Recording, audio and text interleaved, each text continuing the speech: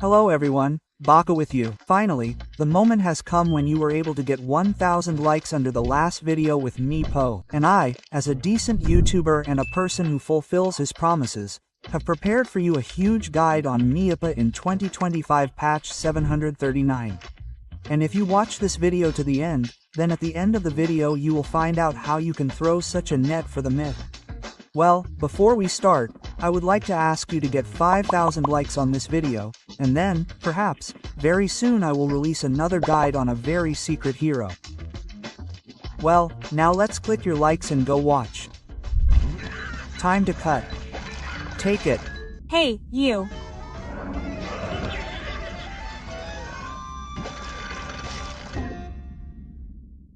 I have 14,500 meters. And I have over 5,000 matches on Mifipa from all accounts. And I've been playing this character since 2015, which is already 10 years. During this time, this hero has been transformed quite a bit, but I think that the current patch is about 80% of his prime. Well, if you ask yourself whether it's worth playing this hero now, then my answer will definitely be yes. And if you ask me how much MMR can be increased on this hero, then I will tell you that it is very, very much. Well, in this guide, I will try to explain all the points when playing a Zamipa, which is suitable for both beginners and pros. And if you do not understand something from this guide, then I hasten to please you. After all, I conduct personal training, which you can learn more about by clicking on the link in the description. Well, Mipa install. Mipa is a hero with a close attack type, who does not have the strongest splash at the start of the game. Only 49 damage. Just think, even CMCI has 51. Meep also has 6 base armor, and 650 base HP makes him as fat as Tanta and Pudge at level 1. Well, it is worth understanding that with level, Meep's strength increases more than his agility. The hero's complexity comes with the appearance of the 3rd level with the aspect of Mormeep, which makes this hero the most difficult in the game Dota 2. It turned out to be news to me that 50% of Dota players do not know how to bind units in Dota. What's more, even a teammate who has flown out can be bound, and even you did not know this. In general, I'm telling you, if you are just a beginner, then I advise you to start sliding pins. For example, when you go to the settings, you should pay attention to these 4 settings. Select a hero, select all units, select all other units, and switch between units. This is the base of binds that you don't even need to bind. And with these settings, I think, you can only kick recruits on Meeps. Therefore, if you are a complete failure and have 0 games on Meeps, you can try playing with these settings. Well, if you have at least some basics with these settings, then you can already move on to the average difficulty level. Controlled groups. Here you have 10 controlled groups, of which we will need only 2 at most. If you are a greenhorn, well, and 5 controlled groups, if you are a pro like me. Let's start with the example that I am a beginner. This is my first time playing on me. For this, 4 binds are enough for me. These are F1, F2, Tab, well, and switching between units, caps lock, yes. Therefore, when I press the F2 key, all my other Meeps will always be selected, except for the main one. And to select all the Meepers, I press the F1 key. Well, and to select only the main one, this is the key, that is, to select the hero. I have it on the tab. Well, switching between units is the caps lock key, so that you can puff. For an easy puff, that is, it is enough to press the F2 key and press puff 4 times in succession plus caps lock and that's it. That is, the Imaperi will puff to the point we need, yes. That is why you can send the Maperi to farm like this all together, but this is like a beginner's level, when all the Maperi run like this together. Now let's imagine a situation that I am some kind of a lag guy, and in addition to those settings, I also have 2 additional settings. These are controlled groups, keys 1 and 2, and I can't bind the rest, since all my keys are busy. For example, as soon as one MyPar appears, I select it and press Ctrl 1. Now this MyPar is bound to key 1. Then, when the next MyPar appears at level 10, I bind it to key 2, that is, tab 1 2.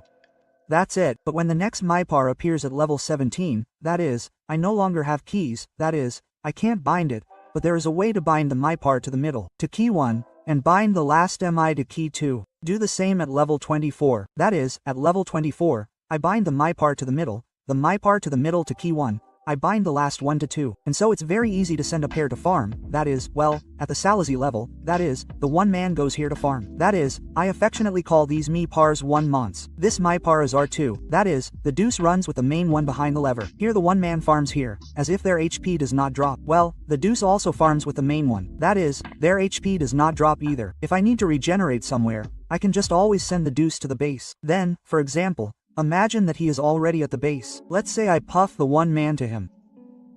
That's it. Then I puff the deuce to the main meep, and I also puff the main one to the base, so that he can heal, and that's it. And it is also easy to run with this meep and look for some heals. Well, super easy. Well, and to become a professional on the meep, you need to band each meep to a separate key. To do this, we need to free up these, let's say, 3 more additional slots for controlled groups.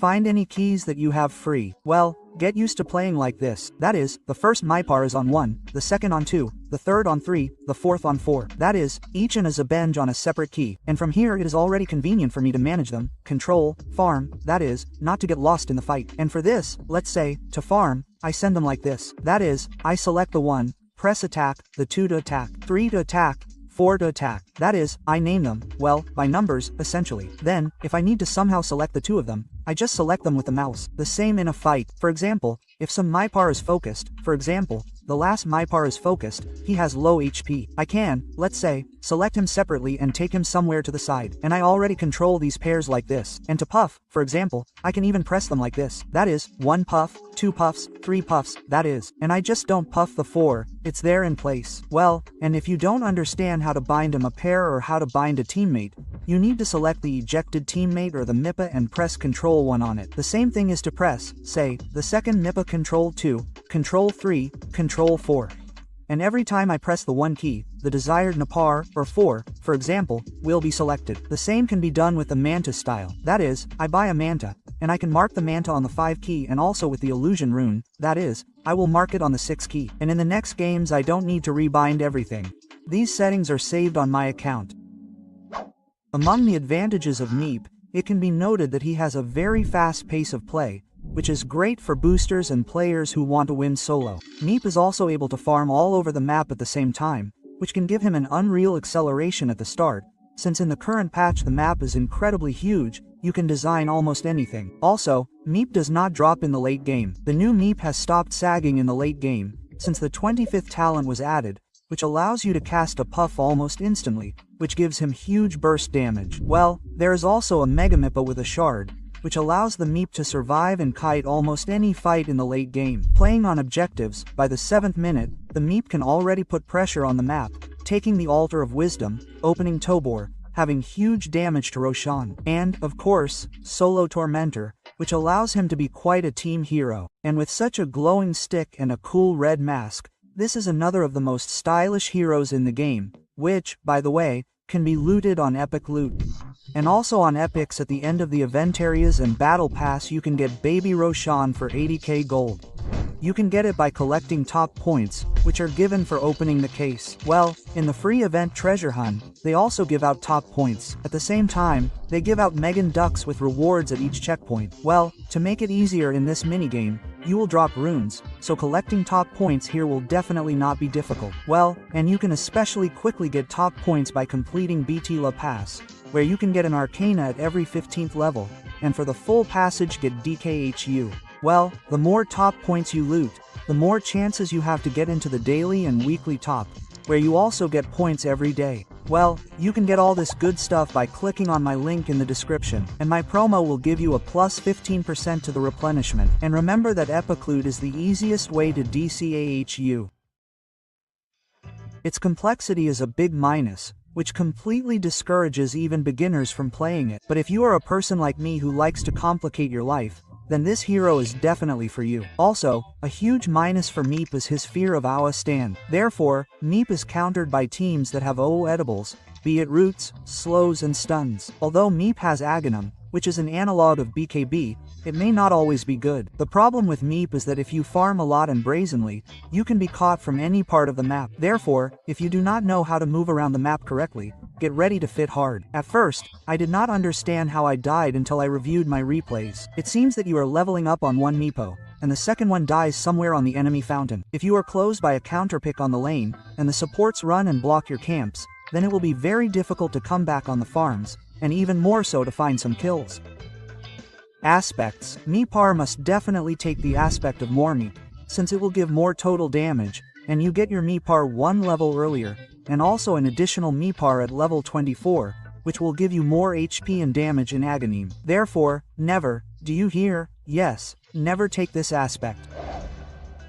Skills. The first spell throws a net that imposes the root effect. Monkey keying with a shard can't jump out of it on a stick. You can't fly away on a Pax Arba. You can't press Fist Ember. Slark won't jump on a Pounce. You can also knock down TP with it, stop a charge berry, and many other mechanics like that. But for some reason Pangolier can press his second spell in it. True, he will jump in place, not forward, and Schwacklebuckle won't be pressed. Well, a pack can first press shift in it, and only after removing the grid effect fly away to RB. Also, from the grid's chips, it steals wins from enemies and shows invisible targets when hitting. Sometimes, if Slark doesn't press the first spell, you can hold him in place in his ultimate, and with the 20th talent, you can hit with all your pokes through misses and even on heroes who have BKB. This effect works for your team too. Well, there is also one cool console command for the grids, which allows you to throw a non-selectable bet on the grids. You can see it on the screen. It works the same way as scripts on MI used to work. It is legal, and no one will ban you for it. The second skill is a puff, which deals 50 damage at the first level. It deals damage to the Maparic at the point of pressing and at the point of arrival. That is, if you press it on the spot, then in total you will deal 100 damage. But these 100 damage are super at the beginning, since while you will be casting this puff for 1.5 seconds, you will get 10 pokes in the face. Therefore, at the first level we try not to take it, as we did before, but we try to take it according to the situation, which I will explain later. Also, from the new functions of MIPA, this is an alternative use of the puff, which allows you to work as a script. When you press Ctrl plus puff on a point, all the Paris will puff to the point at once. But I use this setting in 10% of games, since this unfinished script ruins me more. And if the main meep has a puff on CD, then at that moment you simply won't be able to puff your clones through this script. The only time I use it is when I need to quickly puff all the meeps on the spot at the same time. Therefore, I simply press Ctrl plus puff on any of the meeps, and not on the point, and all the meeps will puff to this meep at once and simultaneously explode, causing great damage at that point. Well, from the interesting puff mechanics, you can puff your own illusions and illusions from the Shadow Demon and the Central Committee. And if you press puff on a random point on the map, then the meep will puff to the closest meep from this point. So, for example, by pressing the puff on all the meeps in advance at the point you want to blink to, then at the moment of blinking the meeps will puff to the closest meep at this point, that is, to the meep that just blinked there.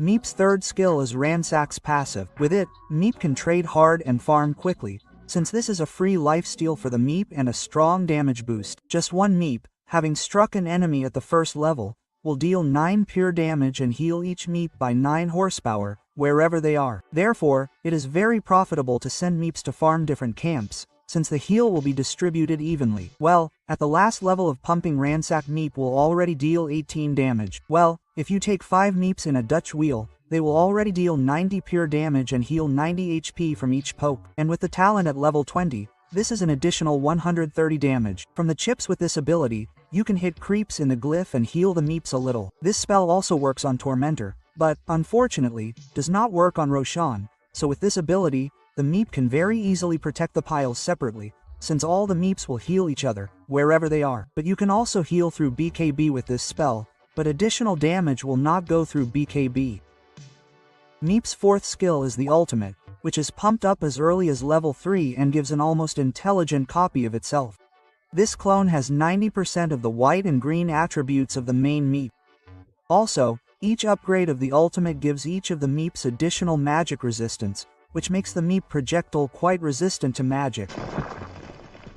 Meep's shard gives an additional spell. When pressed, Meep buries and cannot be selected. In this form, Meep is immortal and begins to heal himself 25% of his maximum health for 3 seconds. Also, when cast, Meep resets himself with a normal dispel and all negative effects, and he dodges projectiles flying at him. You can also burrow in the form of a Mega Meep, but keep in mind that if you burrow when you press the Mega Meep, then the Meeps flying towards you may remain outside.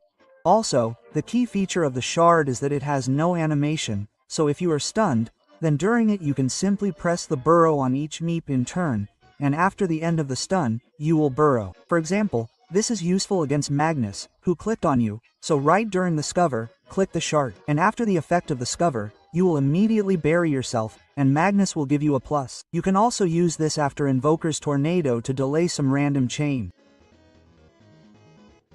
Aghanim gives a Megamip spell that captures all the Ganobs in the radius and sits them on his shoulders. In the Megamip form, the main Meep gets 40% of the white attributes of each Meep that sits on it. This transformer lasts 25 seconds. The net becomes further and is thrown in a cone, and the damage from the poof turns into one big Chapala, which deals 1.140 magic damage taking into account 25% resistance. And the Megamip can be instantly disassembled by simply putting the Aghanim on the floor. After pressing the Megamip spell, it is replaced by Megamip Flight, which throws meeples from the very top Meep at the enemy and deals 225 damage, slowing them down by 60% for 3 seconds. You can pull meeples out of almost any situation with Megamip. For example, if the Batrider presses Loso, you can simply press Megamip and he will sort of gather himself. Or, for example, if Necrophys throws a scythe, you can also press Megamip. Very, very easy.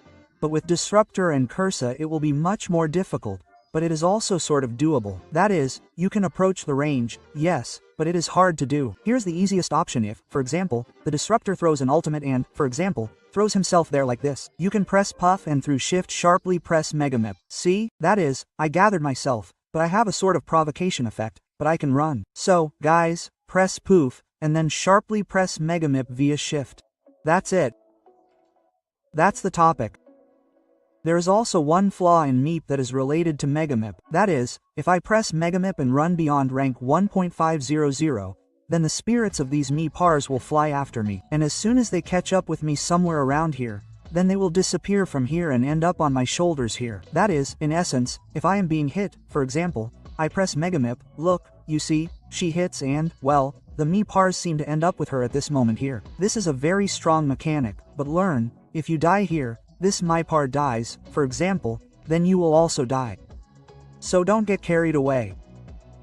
Well, unfortunately, Megamip doesn't work against the Enigma and Legion. That is, it is not cast. For example, there is a chronosphere given, a black hole given, a duel given, that is, you see, well, it does not extend, only one Meep is extended. But fortunately, you can save it with a spinning top like this. That is, in fact, it will kind of save YUL, that is, in any spell. But, in particular, YUL should only be bought against Legion. There is no point in buying it against these heroes. It is better to buy some items for density. I would also like to note that in the form of a Megamip, the Meep becomes very strong. He has a puff that has huge damage, that is, it is very easy to fight in this form. But this is not the maximum of this Meep, which, well, can become, right? That is, he has, let's say, 346 damage, 6000 HP. That is, with the help of a refresher, this number can be increased, the number of Megamaparies. I don't know, this is a flaw, or a bug, but it works. For example, look, that is, if I press Megamip twice, now I will show you how it looks, then I will get the number 8. That is, for example,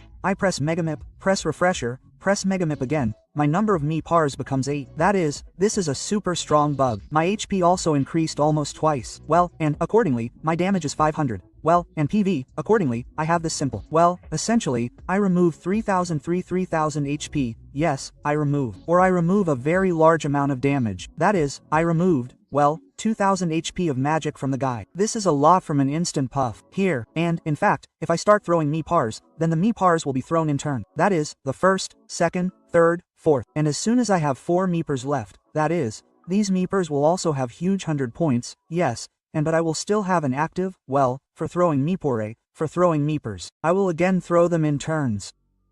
I advise you to take 2 Circlas, a sock and 3 branches as an initial loadout for a Meep, and you deliver Tango to couriers after the runes. This is the most reliable build, and you can take a grid for it at level 1 if you plan to kill someone on first Blad together with your team, or if you don't find anyone, take a passive for yourself, which, together with such a starting buy, gives you a large amount of damage from your hand, and you will be able to exchange with a passive against all mid laners, with the exception of SEF, Huskar, Manjiking, Shaker and other mid laners who are hard to win in exchanges. Against such mids, you can pump up a puff and play for your farm, playing without trades. Therefore, if we pumped up a puff at level 1, I would build myself a hatchet, 2 Circlas, 2 branches and a Tenga. Well, then, if I get hit a little with my hand on the line, I usually carry 1 race band to myself, after which I take a point band and then upgrade the point. And in most cases, I do not advise you to upgrade a band in a race, and especially a second band. This is complete and unnecessary crap. After pumping, always max out a puff, and then a passive, and only then take a net and max it. Well, and the ult, accordingly, needs to be pumped at level 3,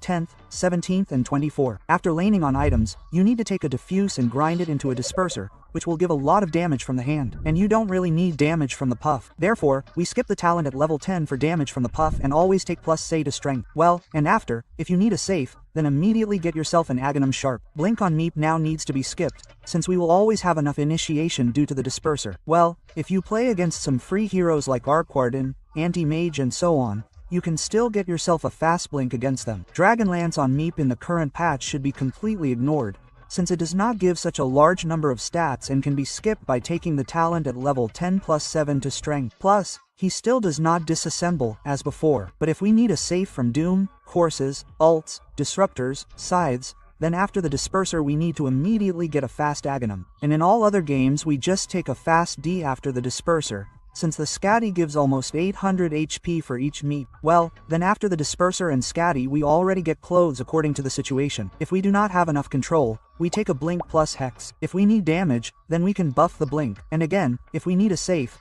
then we get ourselves an Ogonim. Therefore, keep in mind that everything depends directly on the situation, but the ideal final build should look like this. Next, in terms of talents, always take the same thing, with the exception of the talent at level 20. You take it according to the situation if you need a true strike for the team. The Meep is too dependent on items that give him attributes, in particular agility and strength. That is, items like Cuirass, Vladimir, Crimson, and so on do not need to be collected. These items should be bought by the team. In this patch, it is very ineffective to stack forests for yourself from the 0 minute, since a lot of farm from the line is lost, and the Kimps also have a super huge spawn box, and you still won't be able to stack a lot. Therefore, our task is to definitely focus on the farm line until the 6th minute and try to finish off creeps and deny the enemy as much as possible. Well, and if you have an unstable matchup, then you will have to somehow hold out until the 3rd level. And with the receipt of the clone, you need to immediately take it behind the tar at about timing 208 or 238, pick up a pack of creeps and take it to yourself between T1 and T2. Then you just non-stop turn this move, and the enemy midder does not farm creeps. Well, I talk about this mechanics in more detail on my boost, which I recently created for you. So be sure to watch my boost and support me. After all, I will tell you about such tricks there very, very often. Also, before buying a disperser, you should definitely lower the PT on intelligence during puffs in the grid. This way, you can save a lot of mana and you won't have to run to the base. Well, after 100 minutes, when you already have a puff taken at least in 3, you can calmly go to the mid-pack with 2 Meeps and push them with a puff. It is advisable to first harass the creeps, and only then press the puff, so as not to miss the shit. Or you can send a clone to stack neutrals, and solo push the pack in the middle with the main ones. Well, if you have guys with a stun or with a lot of damage playing on the side lanes, then you can send Meep to the side lane and try to kill the enemy. Our main goal on Meep is not to knock down our tempo in the game, and in no case should you die, since just one death can immediately lose the game. Well, and to be sure of the correct farm on the Meep, then by about the 10th minute you should be level 10 and there should be around 85-90 creeps. Well, and to level 10 faster, you can ask Sap to join himself with Insha, and in no case farm the Shays with the help of smokes. This is the most low skill option. It is better to do this by pressing puff, and during the puff immediately press raid click to the side, so as not to get hit by the Unshi. And then, when the Unshi begin to turn around, catch them on the net and hit, and then catch them on the net again, hit and press puff. As soon as you level up to 10, you immediately send clones of Meepars in pairs to farm the safest and most distant Kimps that your team does not farm, so as not to steal the farm. Most often, these are the trio and side camps near the base, and the main Meep at this time needs to run next to the potential fight and level up as much as possible, getting experience and XP from slying creeps. And it is important to understand that if you are farming some stack of creeps or a huge pack is coming at you, then the main Meep must be nearby, since clones only get 40% of the XP. This rule, fortunately, does not apply to the Altar of Wisdom, and clones can easily loot it. With about receiving diffuses and level 10, Meep can farm Kimps separately, but it is advisable to farm Shay with 2 Meeps together. But there's another trick here, that you can aggro 2 camps between each other, that is, like this, yes, and run up to the middle and press poof with them, like this, and then send them to noob this one camp. I usually need to farm 3 like this, that is, together, right? But these camps, well, that is, you can farm with 1 meep. But to farm on a meep more correctly, you should send the meep and farm the camps via shift. That is, you send the meep to farm this camp, then hold down shift and press attack here and then hold down shift and send here and here. Conventionally, that is, if the meeps, for example, see some target running here, then they can aggro on it. And in order to, well, avoid such a mishap, you must send via the right-click key, and then Shift A, that is, right Shift A, that is, the meepori will first run to this point, and then they will attack this camp. That is, the same thing here. Right-click Shift A, right-click Shift A, and in this world you can do whatever you want. The only thing here is that you can do like this, that is, rearrange the meepori between themselves so that they do not lose HP so, well, much. Here, and then you can again manually, that is, right-click, Shift A, that is, well, here click Shift A. I show you the ideal timings of items for the myth on the screen. You should buy BN around the 4th minute, diffuser before the 10th, disperser before the 13th SDI and shard before the 19th minute Aganon before the 22nd. Well, Blink and Hicks should appear for you at the 26th minute. Well, if you just want good timings, then just add 1.5 minutes to these minutes and you will get normal timings on me.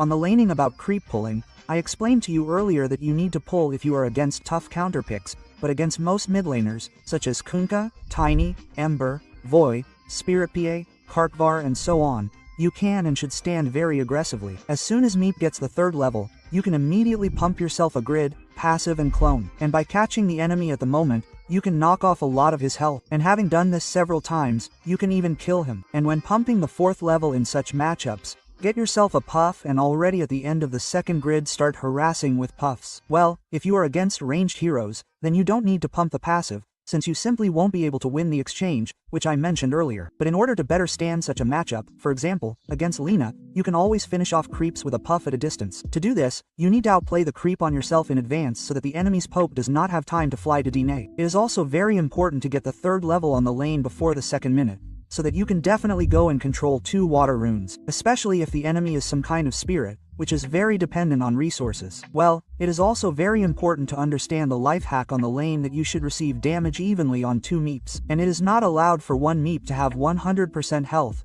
and the second, for example, 50. Always do it so that both meeps are at 75% health, since in this case they can be healed with a passive. Therefore, try to keep more full meeps in front, but if one meep has dropped significantly in HP, then it is desirable that it be the main meep, since it can be used to quickly press TP on the base, and for this, you can specially process him in advance until he reaches critical health, and then, having flown back on a puff, you can completely kill or harshly harass the enemy meep. The macro screen of the meep begins with receiving all of his splashes. For example, at level 4, if you have a free meep in the Medu, then you can safely go to the sideline and try to kill the enemy with even one fight, since most often, simply by pressing the grid and receiving help from a teammate, you can easily kill some enemy support at the 4th minute. And usually the enemies simply do not expect such a mew from the meep. But the first most significant move in the game will be if you can run to the lane to your carry and try to push the lane together with him, and then take the Altar of Wisdom, as this will greatly boost the meepo and supports. Then the gameplay on the meepo is to get his strong power spikes. The strongest power spike on the meepo will be getting the 10th level. With it, you can immediately kill some very impudent hero who goes too far, pushing the lane. Be it an enemy midder who has climbed up your ladder in the Meadow, or be it an enemy carry or offlaners who farm creeps near your T1 towers. On the meepo, you need to try to push as many lanes as possible on which there are no enemy characters. It is also necessary and very important to steal farm on enemy territory, if we understand that there are no enemies there, since we can quickly pump the enemy forest and then quickly leave on poofs. And if the enemies are going to beat our building in a crowd and we see them all on the map, then we must definitely leave the forest and immediately start forcing the building. Well, if Meep already has an Aghanim, then it is almost impossible to kill us, since we can just get there, press from Mega Meep and leave on a blink. But here this trick will look more stylish, and the enemies themselves will not even understand what happened. And you must always remember that the enemies will not be able to appear at us in 1 second. After all, each TP pressed by the enemy will last a second longer. And even if one enemy sets us up, we can easily save and run away. In the initial fights up to the 15th minute, it is very important to maintain positioning on the meeps, because by this minute we do not have enough safe items and very little HP. Therefore, we always try to enter the fight if we are sure that heroes like SF, Shaker, Leon, or some disruptor will not us up. Well, if they are all dead and the enemies have all sorts of bristlebacks, Furions, well, in short, heroes without Austins, then we can safely enter the fight and try to cut out heroes from the easiest to the heaviest. For example, most often I try to cut out some supports. Well, if they are not there, then I kill cows that are not overfarmed above me, so that they cannot give me back. For example, I can easily kill VK without Erratic, CC without Mantis or without an Orchid, or an anti-mage with any slots. Otherwise, if they have a lot of slots at the beginning, they can turn me around and kill me. Well, in the mid-game, after the 20th minute, we try to bait with midders if we are sure that we can dig in. For example, in my recent game, I knew that I would be attacked, and I told the team in advance, hitch behind me. It is very important to understand that Meep with Scotty, Disperser, Shard and Aghanim is a practically unkillable combat unit. The main thing in a fight is to choose the right easy target for killing and try not to expose yourself until we kill him. Most often, these are supports who have an audible like Leon, Disruptor, Ix and so on, or heroes with a save, such as Pugna, Dazzle and Shadu Demon. And if there are no such heroes in the pick, and the enemies in the pick, for example, Sheker and SF, then we always try to be on the alert in the fight, and you do not need to run like a ram, jump into the SF, who will immediately press the ult, or into the Shaker, who will stand up and press the echo. Usually, if I want to jump into such heroes, then I press the Megamip in advance after the puffs, so as not to die from the O control. Well, or I will tease the team and under some stun I will already jump into this SF or Shaker.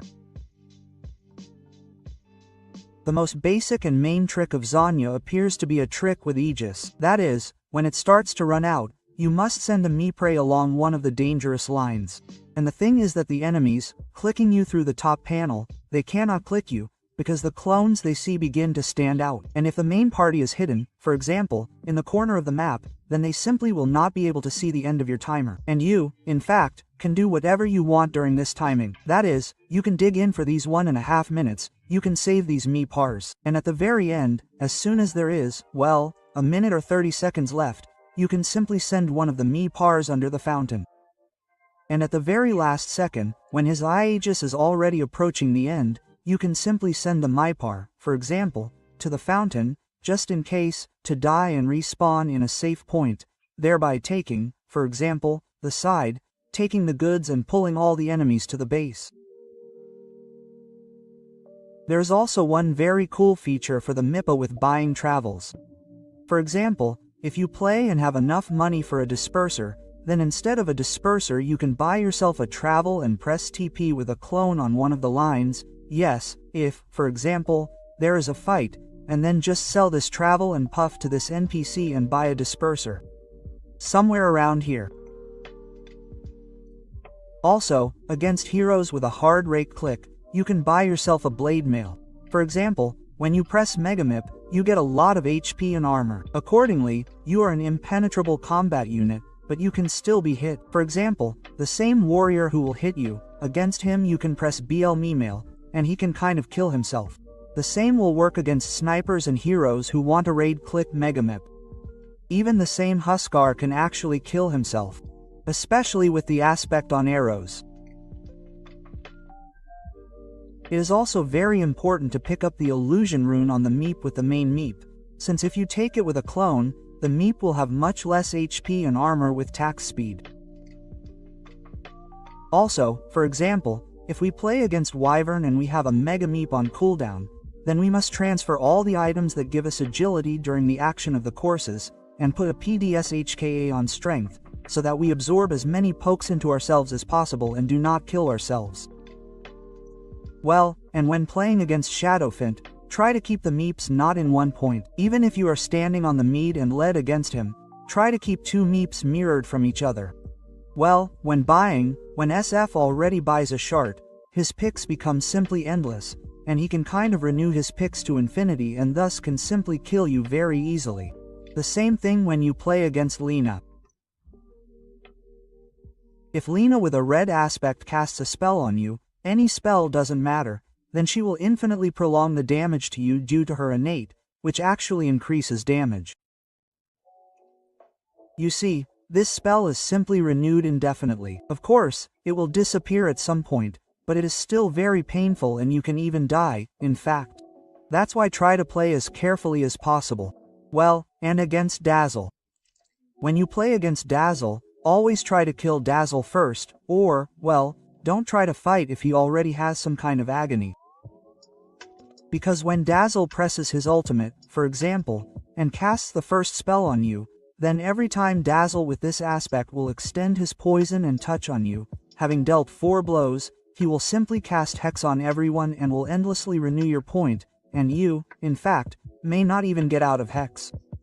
Well, and when playing against Axe, when he buys himself an Aghanim, try not to show yourself and not expose yourself if you do not see Axe, because if he buys approximately such a build and presses some BL mail with aggro, then you simply will not be able to kill him, because he will press Bielston, he will start healing with each spin, yes, plus or minus, and it will be easy to kill you like this. Although I'm not sure if Bloodstone heals pure damage, but in any case, that is, he gets some kind of vampire.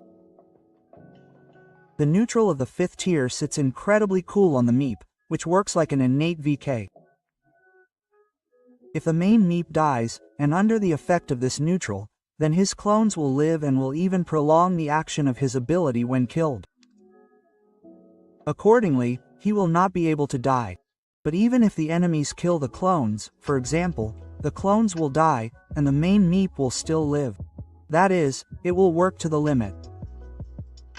Well, the next trick is related to the simultaneous pumping of the ultimate and talent at level 10. To do this, when you reach level 9, you do not need to pump anything. As soon as you upgrade the 10th level, you immediately pump both the ultimate and the talent that you need. Well, and also on Myth, when playing against a huge number of disables, a good item would be to buy BKB, so that you can always have time to press BKB first, not get some chainstun and then have time to press Megamip. Well, and when playing against heroes who burn our mana like Anti-Mage, if we don't have enough mana, then we can buy a couple of items for intelligence and switch to point, and, accordingly, we will have enough mana to press poof on the base and sell these items back. So we will have a little more mana on any of the clones, so that they will be enough for naught. Well, the toughest trick on Meep is the bug with infinite Megamip. For this, we will need a Cauldron with an Actorin, with this creep on reload, which reduces the cooldown on his ultimate, and, accordingly, direct hands of the Zamipa. What do? We press Recall with Meep. As soon as our recall ends, we press Megamip. That is, we pressed Megamip, moved away a little, that is, and simultaneously watch the minimap. That is, the spirits flew out. That is, we watch these spirits. At this time, we update the Manapar use so that its Megamip is updated. That is, we stand, we update, that is, and simultaneously watch these spirits. As soon as these spirits fly up, we hit them, press Poofut down. That is, we pressed Bufut, respectively. These Mapari of ours have not yet flown, and we have the opportunity to press Megamip again. As soon as these spirits begin to fly, we begin to press Recall back to the top with the boiler. That is, at about this stage, we press Recall. That is, we press Recall and at the very end we press Megamip again. That is, our spirits have flown out again. And having done this several dozen times, you can bully an infinite amount of Megamip. Well, and approximately on stacks this amount of Megamip, even more, I think, on stacks, I will be able to throw such a grid, guys. That is, the grid will look, well, approximately like this. That is, on the whole map, yes, giving vision on the whole map. And in terms of damage, on a conditional spectrum, I think I will inflict around 9,000. That is, I inflict around 7,000 with one puff. Meep has many counterpicks in Honey, and the most unstable characters and heroes who counter him in the game are Cherry from Tier S. Tier S includes such heroes as Huskar, Manking and SF. Against these heroes on Honey, you need to pull out packs, as I said earlier, of the more or less playable, but still heavy heroes. These are Cherry from Tier, and Tier A includes such heroes as Shaker, LD, Desprophi, Lena, Viper, Necro, Phoenix, L, Dazzle and Sniper. Well, and heroes that are more or less equal to Meep or Turb, provided that if you and the enemy have the same skill. Turb includes such heroes as Kunkka, Lishrak, Quapat, Templarka, Storm, Timber, Tiny, Marcy and Pangolier. Well, the rest of the heroes are either weaker than Meep, or simply useless against him. Difficult heroes for Meep are all heroes that have O-Dibles, or heroes that Meep simply cannot kill due to their high survivability. Among them again are Huskar, Monkey King, EPH. Until the 20th or 12th minute, you can't do anything against these heroes without a team,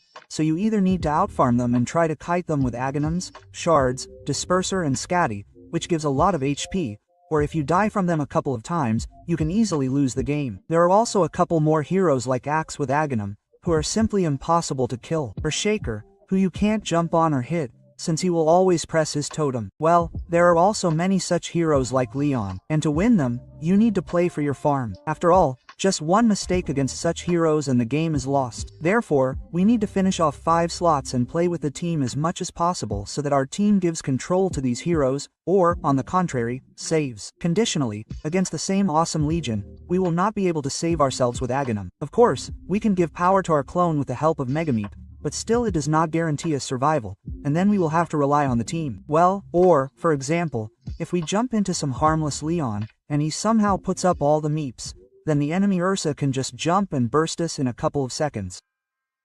You need to train Meep every day to accustom yourself to the keys, windows and bring everything to automatism. To do this, we need to play at least 50 publics, and another 10 matches in the lobby with bots to hone microcontrol. Well, and, of course, you can practice in the training polygon mode to leave the grids. Well, if you have little time for the raiding, then you can run Oro in solo mode. There, too, you can hone microcontrol. Well, to learn to play Meep easier, then, of course, I advise you to watch replays of Meep nerds. Pay attention to how they farm, how they move and what they buy. And always don't be afraid to test with builds. Suddenly, if my build seems difficult to you, I also want to make a warning for you. If you are being, on at first, tilted, then it is better to just get confused and concentrate on your game. Well, as soon as you learn how to harshly distribute flexes on Meep, then get ready to receive a lot of reports, because you will automatically become a scripter and a cheater.